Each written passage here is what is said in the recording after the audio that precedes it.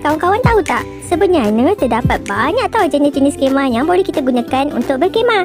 Ini ialah kemah Lichten ataupun berbentuk A. Kemah ini mempunyai tiang yang melintang di sepanjang bumbung. Ia diperbuat daripada bahan nylon yang ringan supaya mudah dibawa dan dilipat. Biasanya kemah ni digunakan oleh tentera. Ingat tu. Kemah yang seterusnya ialah kemah dom. Kemah dom ni selalunya berbentuk gelembung dan menggunakan bahan yang sesuai serta fleksibel. Ianya ringan, mudah dibawa dan sesuai digunakan untuk perkemahan seperti di sekolah dan sebagainya. Kemah ini juga mudah dipasang dan mudah didapati. Yang seterusnya ialah kemah frame. Kemah frame ni merupakan kemah yang besar dan dia digunakan untuk perkemahan keluarga.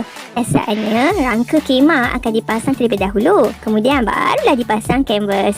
Kemah ini pula ialah kemah bel. Kawan-kawan nak tahu tak, kemah bel ni mempunyai satu sahaja tiang tinggi di puncak kemah. Kemah jenis ini juga sudah jarang digunakan dan ia telah digantikan dengan kemah jenis dom. Yang seterusnya pula ialah kemah igloo.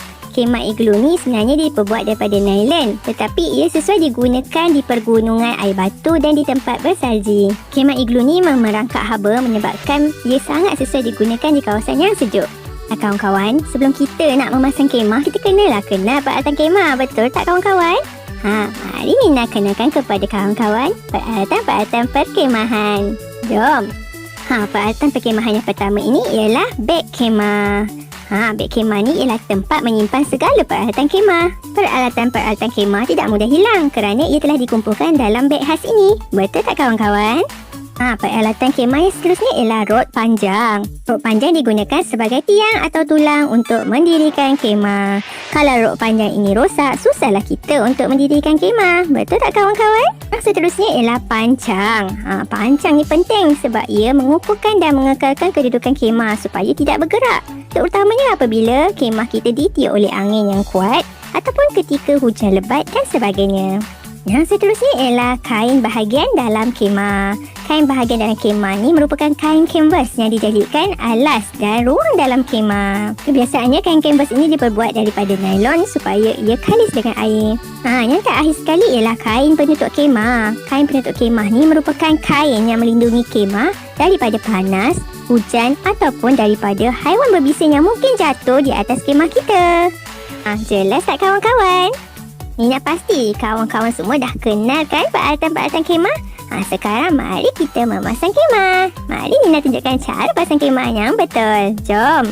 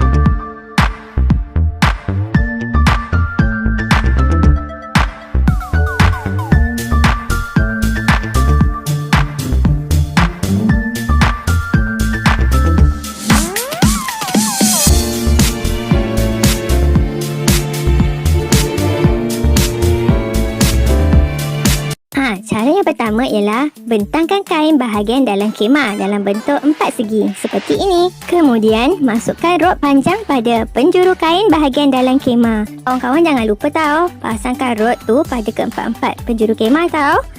Kemudian ikat rod yang bersilang pada bahagian atas kemah. Tapi kawan-kawan janganlah ikat ketat-ketat ya. Dan pastikan yang ikat tu naikkanlah dulu kemah tu. Ingat tu.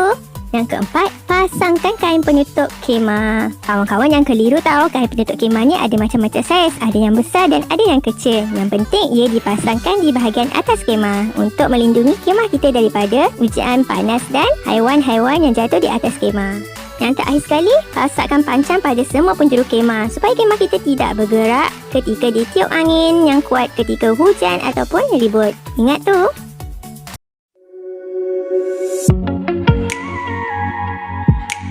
Tips mudah lipat kemah. So, pertama sekali, korang detach semua pancang yang ada. Kalau korang gunakan kemah jenis 2 layer, buka semua bahagian penyambung dan batang kemah untuk layer yang luar. Bila semua penyambung dan pul telah korang keluarkan, lipat dan korang letak tepi dulu. Keduanya, korang cuma perlu detach second layer daripada main layer dia. Then, lipat dan ketepikan. Korang keluarkan pole dari main layer dia. Macam ni. Model ni adalah model high peak Nevada, so dia pakai clip. So lebih mudahlah kalau nak kemas. Korang cuma perlu detach je hook dia daripada pole. Bila dah detach clip dari kemah, lipat pole kemah dan letak dengan layer tadi.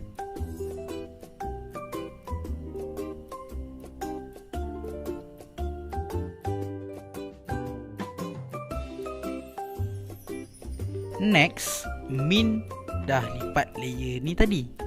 So sekarang korang letak je pada main layer dan lipat dua bahagian main kemah tu. Macam ni. Okay, sekarang ni tips untuk korang mudah masukkan kemah ni dalam beg adalah korang ukur ikut panjang pole. Pole tu ikut panjang dia. Atau korang boleh ikut sekali lebar daripada beg untuk korang masukkan kemah tu. Masa gulung kemah ni, letakkan pole dan pancang sekali. Gunakan lutut untuk kompreskan lagi lipatan. Macam Min buat ni. Confirm senang nak masukkan nanti.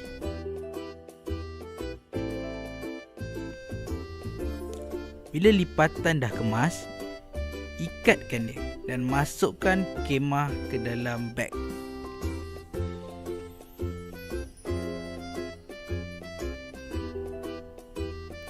Senang kan? Sekali lipat pun boleh masukkan dalam beg.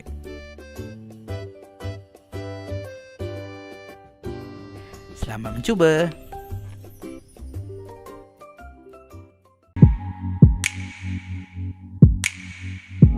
So yang penting masa kita simpan dalam beg tu, kemah ni dah betul-betul kering lah. So jangan sesekali simpan waktu dia belum betul-betul kering, dia lembab-lembab ke, jangan simpan. Kecuali lah macam hari tu kita orang hujan, tadinya kemah memang tak sempat kering sepenuhnya, kita akan terpaksa juga simpan, dan bila bawa balik tu kita kena buka dan keringkan. Ok, tips seterusnya, bila kita pasang kemah, sebelum pasang kemah tu dan bila kita dah pilih tapak, pastikan kita guna ground sheet ni sebagai lapik di bawah ataupun alas di, maksudnya lapisan pertama kemah kita lah.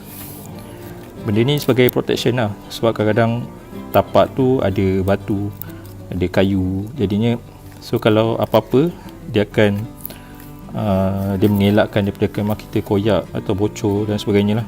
Dan lagi satu, dia akan kurangkan kotor kita punya kemah, sebab bila cuci pun jadi lagi mudah dan kita hanya basuh ground sheet ni bahagian bawah. Okay, so jadinya kita perlu letak kita punya ground sheet tu di bawah, okay, kita punya apa tu, ground kemah kita ni. Ni macam saya punya inner tent. So saya akan letak ground sheet sini sepanjang kemah saya lah. Okey, tips seterusnya untuk kita menjaga kita punya tent ni bertahan lama, kita kena bersihkan sentiasa segala kekotoran yang ada pada kemah ni. Contohnya ada kesan pasir dan juga tanah. So kita kena bersihkan supaya dia tak melekat lah. Jadi kita akan simpan tent ni dalam keadaan yang bersih. Okey, sebenarnya dalam penjagaan tent ni untuk dia kekal lama adalah supaya dia boleh waterproof tu bertahan dengan lama. Jadinya benda yang paling penting adalah coating bahagian dalam ni. Kalau kita perasan, dalam bahagian dalam kemah, setiap kemah akan ada lapisan macam plastik macam tu. Benda ni sebenarnya akan buat kemah kita waterproof. Dan juga dekat jahitan ni dia akan ada satu tape ataupun dipanggil seam. Benda ni pun dia akan menghalang air dari luar untuk masuk ke dalam kemah. So dua benda ni yang kita kena jaga. Okey, sebenarnya nak basuh tent ni pun dia mudah je. Sebenarnya kita hanya perlukan air saja. Tak perlu pun gunakan sabun. Okey, tapi mengikut saya punya bacaan, kalau dekat luar negara tu ada yang basuh guna sabun, tapi ada sabun khas dia lah. Cuma kat pasaran tempatan ni saya tak pernah nampak lagi lah orang jual sabun tu. Jadi ini dah memadai jika kita basuh dengan menggunakan air sahaja. Okey, lagi satu tips, tent ni kita tak boleh basuh guna mesin basuh lah. So memang kena basuh manually dengan tangan. Air dan juga sponge lah. Kita jangan guna brush. Okey, kita gunakan sponge yang lembut. So kita gosokkan perlahan-lahan. Okey, supaya dia tidak merosakkan coating waterproof dia tu. So untuk yang luaran ni kita boleh guna sponge dan air. Kita hanya gosokkan je agar kekotoran tanah dan juga pasir tu tertanggal.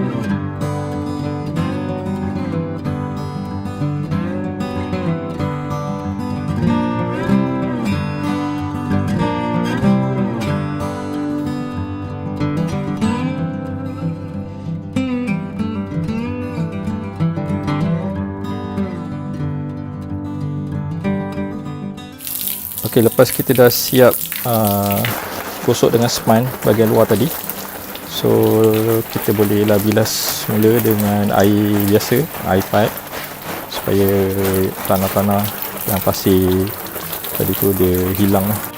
So kita bilas dengan air secukupnya. So bahagian dalam pun kita boleh bilas dengan air. Okey, satu lagi tips penting jika kita basuh kemah adalah bila dah siap bilas semua, so kita hendaklah jemur di tempat yang teduh lah. Elakkan dia kita jemur di tempat yang panas, yang direct sunlight. Okey, di bawah cahaya matahari yang terik. So kita elakkan, kita cari tempat yang teduh. Dan kalau boleh lagi bagus kalau di kawasan dia berangin, so supaya dia cepat kering. Okey, tujuan kita sidai di tempat yang teduh pun sebab kita nak menjaga dia punya waterproof coating tu daripada rosak. So kita tak nak kemah kita yang basah terus bertukar ke suhu yang panas secara mengejut. So benda tu dia akan merosakkan kita punya waterproof coating lah.